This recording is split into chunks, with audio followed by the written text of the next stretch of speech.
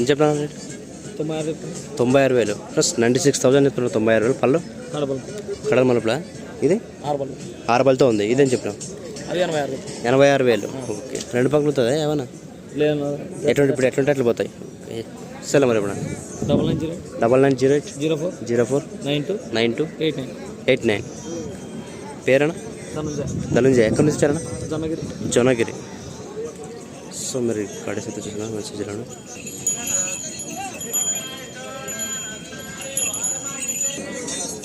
ఏం చెప్పాలి? 1,35,000 ప్లస్ 1,35,000 35,000 పల్లి 65 యాపకు పోతుంది. ఎడపకు పోతుంది. ఇది ఇప్పుడు ఇట్లా పోయేది. సెల్ నెంబర్ చెప్పు.